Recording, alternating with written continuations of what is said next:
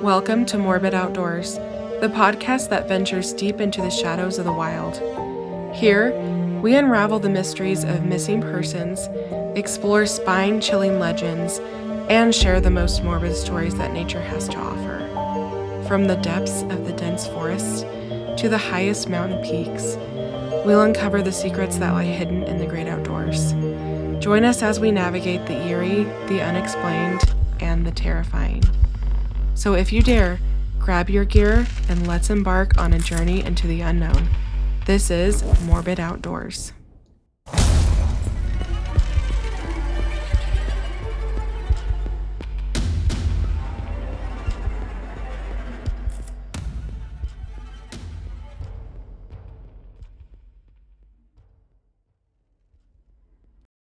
Surprise! Happy Monday, everyone. My name is Elise, and I'm your host. And last month, I promised you some special things were happening. I am currently on a road trip with my mother. This road trip was originally planned for March 2020, and obviously that did not happen. So I'm so excited that we can finally go out into the American Southwest together, and I can show her more of the Southwest. Um, I have my itinerary, and obviously I am pre-recording this.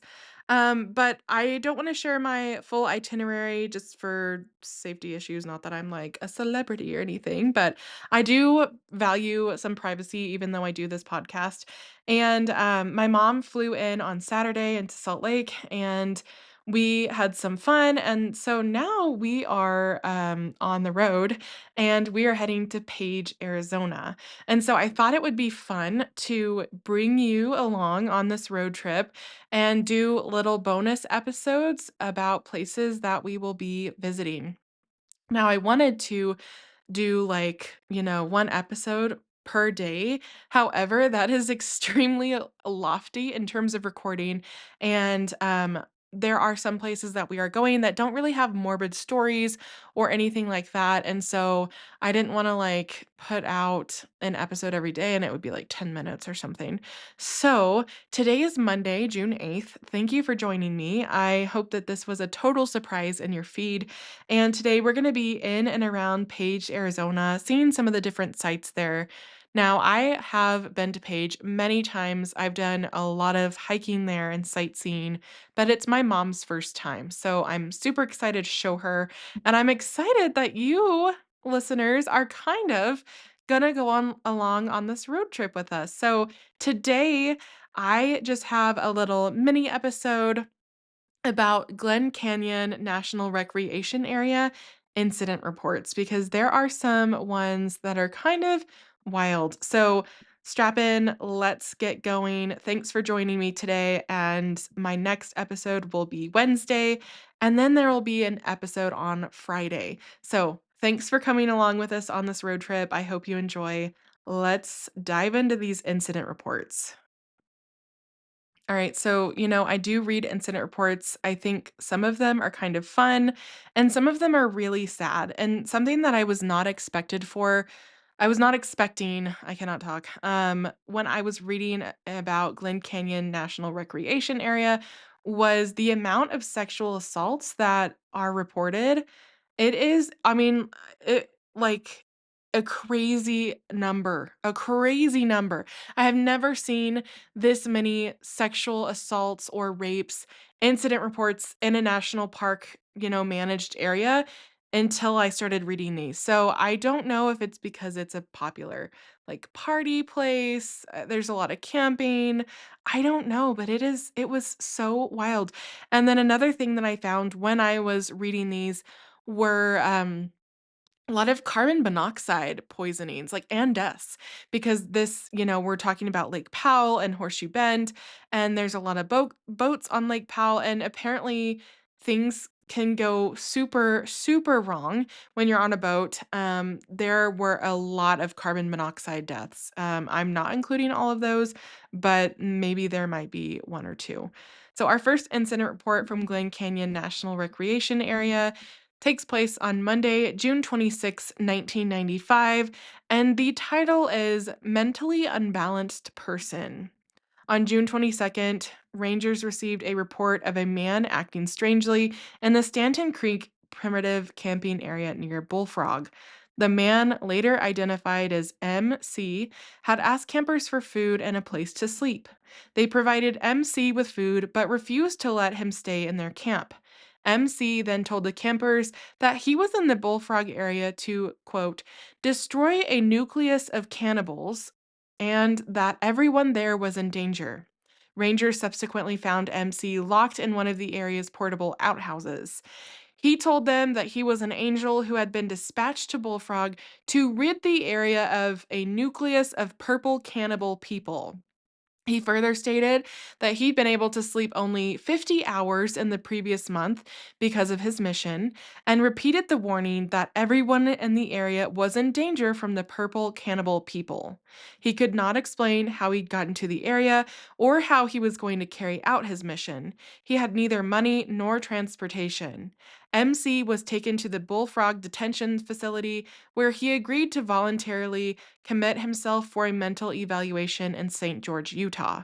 He was transported out of the park the next morning. So, the reason why I read this one is I found it interesting. And I also want to point out that, like, when we're outside, I mean, there can be medical emergencies like heart attacks or broken bones or falls. There are a lot of suicides that happen in national parks. There are sexual assaults, but there are also mental health issues that can happen in national park areas. And that is so important to remember because sometimes I think people might be having an episode or, something similar. And maybe people just think they're weird and don't try and help them. So I hope that MC got the help that he needed because he obviously needed some mental health um help. Okay. So our next one, Friday, July 28th, 1995. Carbon monoxide poisoning. A Salt Lake City family camped in a remote area of the park radioed as a distress call that they might be suffering from carbon monoxide poisoning on the morning of July 25th. A Halls Crossing boat patrol ranger was less than a mile away at the time and was accordingly able to respond quickly. The family had been sleeping in their cabin cruiser with the air conditioning running, and it had circulated exhaust fumes from the inboard gasoline generator into the cabin. The family's 3-year-old daughter was unconscious when the ranger arrived, but was revived through aggressive oxygen therapy. Her parents initially displayed only mild symptoms, but their condition soon deteriorated to semi consciousness. The family was taken by helicopter to the hospital in Page. The parents later had to be flown into a hyperbaric chamber in Salt Lake City for further treatment. So, this was, a similar carbon monoxide poisoning I was telling you about. This was in a cabin, whereas most of the other ones that I read were in a boat. This is something to keep in mind because carbon monoxide doesn't smell, it doesn't have a taste. You don't know that it's happening when it's happening. So being aware of the exhaust fumes and, fires and everything like that is super, super important. Next one, Friday, July 12th, 1996. Multiple sexual assaults. JRC 21, a local resident, committed at least 7 separate sexual assaults at Lone Rock Beach during the early morning hours of July 6th. So I have actually been to Lone Rock Beach. If you've been to Lake Powell, I'm sure you've been there. It's a very popular beach area slash camping spot. Um, and this one is really, really sad. So, his victims were small children, young girls, and adult women. JRC entered the tents and RVs while the occupants were sleeping to commit the crimes. Campers were alerted when a 10-year-old girl woke her mother, crying and saying that a man had been touching her. JRC was seen entering a nearby tent and captured by several campers, who in turn alerted park rangers. JRC was arrested and taken to a jail in Kanab, Utah. So again, anything can happen while you're recreating outside. And thank God for these campers who captured him. I mean, that's how Richard Ramirez, the Night Stalker, was captured. Sometimes I think vigilante justice is the only way to go. Okay, so next one. Thursday, October 23rd, 1997. Follow up on search. Two park visitors were were hiking in Moki Canyon about 3 miles east of Hall's Crossing on October 12th, and they reported finding a human skull. Ranger Steve Luckinson and Andrew Perry searched the area and found scattered bones and a pile of clothing nearby. Investigation revealed that they were the remains of J.H. 37, who was reported missing at the Halls Crossing Marina on August 6, 1996. J.H.'s family had arranged to meet him at the marina. J.H. arrived late, however, and was unable to locate them. Observers at the marina told rangers that he was last seen demonstrating bizarre and irrational behavior on the marina breakwater. Family members reported that he had a history of manic depression, drug use, and previous suicide attempts. A search was begun, which employed the park's dive team, an underwater remote operated vehicle, civil air patrol planes, and search dog teams. Temperatures at the time were around 100 degrees. It's believed that JH may have died from exposure, which it's just really sad because, like I said, mental health issues can also be taking place outside. And so it's just really important to just be aware for yourself, but also be aware for others, your neighbors when you're camping, hiking, people that are hiking, because you really don't know what is going on if just because you see someone outside. They might not be hiking and enjoying it. They might be having a mental health thing. I'm not trying to say like, oh, we need to be responsible for everybody that's outside. No, but if you notice something strange, maybe alert the proper authorities. Thursday, April 30th, 1998, homicide. On April 20th, Ranger Mark Camisa responded to a request from the Greene County Sheriff to check out a report of a human body just dumped off of State Route 276 a few miles outside of Bullfrog. Camisa and a county deputy found the body of an adult female inside a sleeping bag a few feet down a steep slope along the main road. Although the body was outside of park boundaries, the investigation now points to the possibility that the homicide was committed within the park. The victim's fingers had been amputated, thereby complicating positive identification. The investigation is continuing with assistance from the park and the Utah Bureau of Investigation. The county sheriff's office is the lead agency. Okay, our next one is actually really wild. So this happened, well, the incident report was for May 10th, 1999. The title is Hazardous Material. Visitors from Salt Lake City found a wooden lead-lined box in Lost Eden Canyon near Bullfrog in late April. Within the box was another, smaller lead-lined box which contained a wafer with a handle on it. They left the wooden box in the area where it was found and took the small box and wafer back home with them, which is crazy. On May 2nd, they returned to Lake Powell to retrieve the wooden box. When they returned to the scene, they found not only the original wooden box, but also a canister-like object that was approximately 7 inches tall, 7 inches in diameter, and weighed 60 to 70 pounds. The wooden box and the canister were taken to the Halls Crossing Ranger Station and turned over to Rangers Russ Miller and Steve Luckinson. The Utah State Department of Environmental Quality, Division of Radiation Control, arranged to have a Utah Highway Patrol hazmat responder pick up the objects and transport them to Salt Lake City for further investigation. The investigators determined that the containers held a medical grade gamma radiation nodes used in radium therapy. The technology used for this type of treatment is between 40 and 50 years old.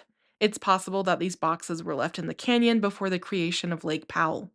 Both the canyon area and the National Parks Service Ranger Station showed no signs of contamination and have been reopened. This is crazy. State officials say that there is no evidence that the radioactive contaminants got outside of the packages. Preliminary investigation reveals that the amount of radiation exposure by individuals who had contact with these items is not much more than would be if they received like anything from a natural background radiation. That's crazy. I'm sorry. If you find something weird like that, don't take it home with you. Do not take it home with you. Turned it into the ranger station immediately. That is crazy that it was medical grade gamma radiation nodes. I mean, that is wild. I mean, you really could find anything, literally anything in a national park. Human remains. Gamma radiation nodes. Like, you could find anything. All right, next one. Saturday, September 2nd, 2000, rescue. Rangers and the Coconino search and rescue team members were dispatched to a motor vehicle accident on Highway 89 in Blue Pools Canyon on August 18th. TJ had driven her car off the road around 5 a.m. on August 17th. The vehicle went down an embankment and slammed into a narrow canyon about 60 feet down at a high rate of speed. The vehicle was not visible from the highway. TJ was able to extricate herself from the vehicle, but was unable to get out of the canyon due to the nature of her injuries and the high angle of the canyon walls. Friends looked for her for 2 days and finally found her at 10 p.m. on the 18th.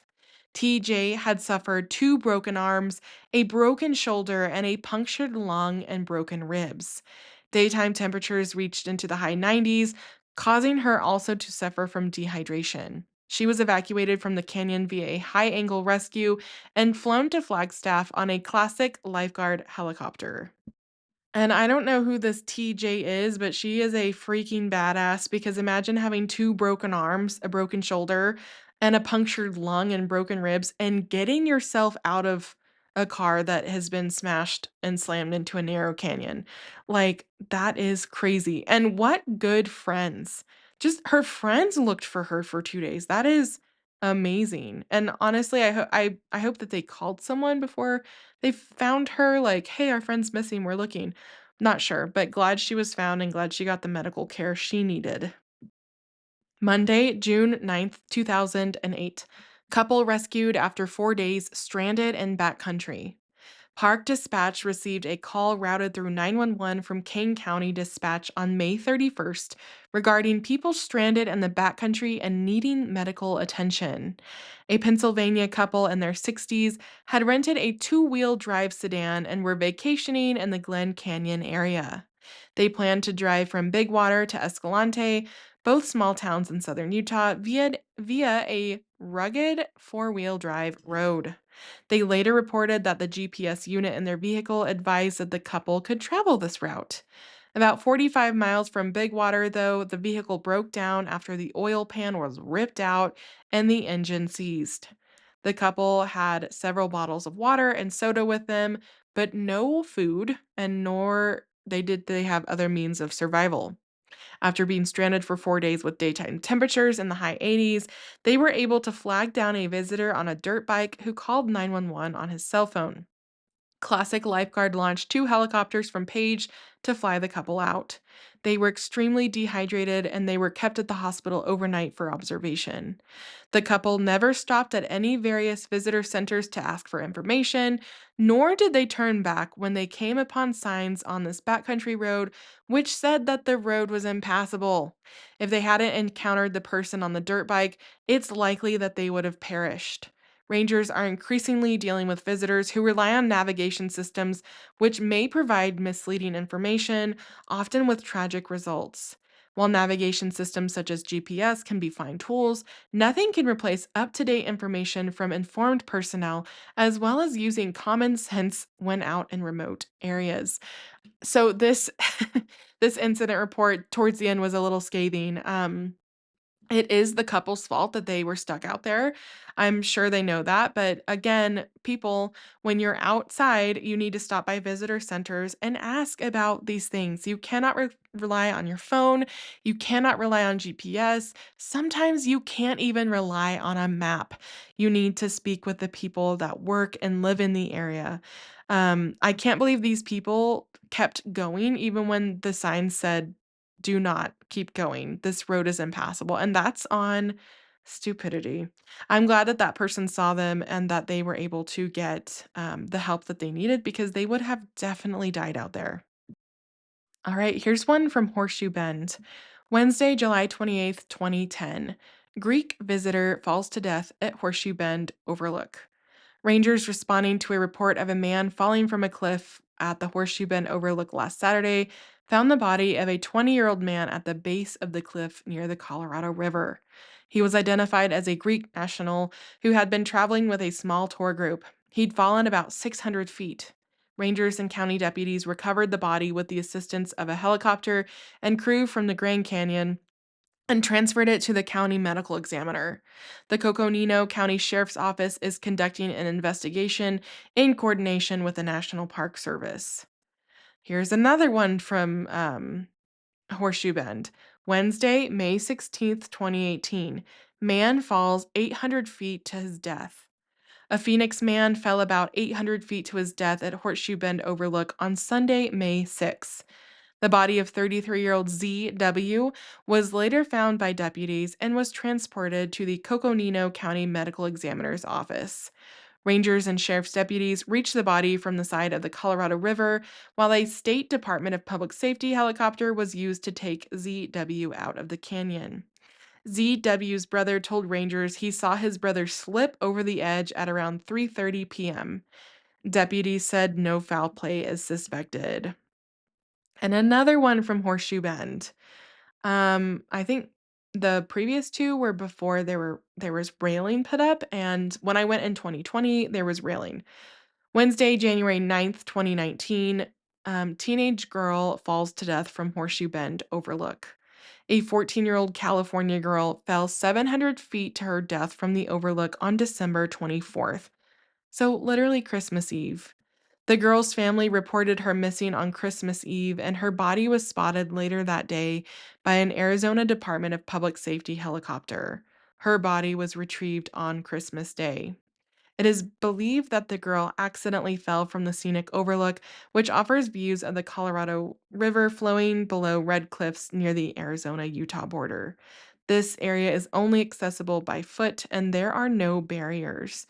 So, in between, December 24th, 2019, and when I went the next year, they did put up some railing, some fencing. You can still go around it, but it's not as easy to do that. Wednesday, March 9th, 2022, visitor falls to death. On February 14th, a 29-year-old visitor went outside the safety railing at Horseshoe Bend Overlook and fell off a 1,000-foot cliff. The victim's body was found and recovered by a helicopter crew and transported to Flagstaff. The incident is under investigation by the Coconino County and the National Park Service.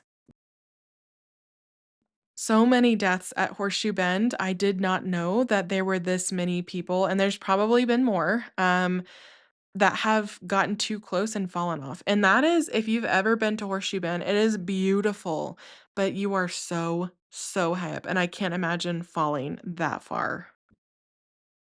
May 1st, 2024. Missing person. On April 21st, the truck of a 58-year-old was found abandoned at Lee's Ferry. It is believed that the individual may have attempted to float the Colorado River into the Grand Canyon on a self made wooden raft with their dog. The park is looking for any information the public may have. And then there's a follow up May 15th. On May 10th, a deceased individual was found near mile 6 on the Colorado River.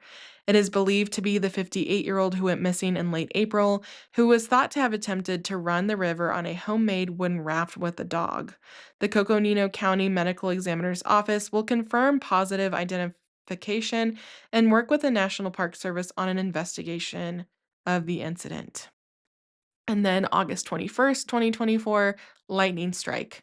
On August 12th, lightning struck a 22-year-old and 23-year-old standing near the rim of Horseshoe Bend. Personnel from the National Park Service, Classic Air Medical, and the City of Page Fire Department responded. Both individuals sustained injuries. They were both flown to St. George Regional Hospital in Utah by Classic Air. So this is horrifying, right? Normally in late summer, it's like monsoon season. Every afternoon, there's a thunderstorm, lightning storm, rainstorm, and I cannot believe that these people survived. Um, Typically, when someone gets struck by lightning, their chances of dying are pretty high. I'm really glad that they did not die or get struck and then fall over into Horseshoe Bend. So Very, very interesting. And then here's one more. April 30th, 2025. Vandalism caught on live stream. On January 5th, an anonymous tip was submitted to the National Park Service about an instance of vandalism at Horseshoe Bend. The tipster had viewed a live stream video of an influencer in which the individual threw rocks on the trail, then used a rock to scratch their website into a portion of the sandstone. And how fucking dare they? The National Park Service reviewed the footage, noting the individual had also live streamed their lodging. The National Park Service coordinated with a local police in Page, Arizona, and tracked the individual down at their lodging because they're dumbasses. The National Park Service then conducted an interview with the suspect. The suspect also live streamed the interview in which they admitted to vandalism. I really want to know who this was because they're freaking stupid. The individual was issued a misdemeanor citation for vandalism, and they were due to appear in court on April 25th. I cannot believe they live streamed. Well, I can believe they live streamed them being stupid at Horseshoe Bend, but I can't believe they live streamed the interview. That is interesting. So I really want to know who this was. If you know, please tell me because I want to know who the dumbass is. So I hope you enjoyed this like mini episode. Tune in Wednesday to listen to an episode about Ghost Ranch in New Mexico. I hope you guys have a great week. I'm excited to like hang out with you a little bit more this week.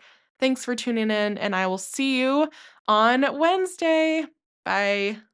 Thanks for listening to Morbid Outdoors. If you're enjoying what you're hearing, make sure to subscribe to the show on your favorite podcast platform. It's free, easy, and it helps us out immensely.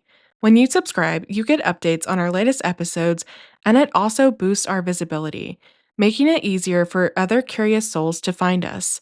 Another great way to support Morbid Outdoors is by leaving us a review. Whether you're on Apple Podcasts, Spotify, or wherever you listen, a quick review helps us know what you love about the show. You can also join us on Patreon for early and ad-free content. Find us on Instagram and Facebook at Morbid Outdoors Podcast.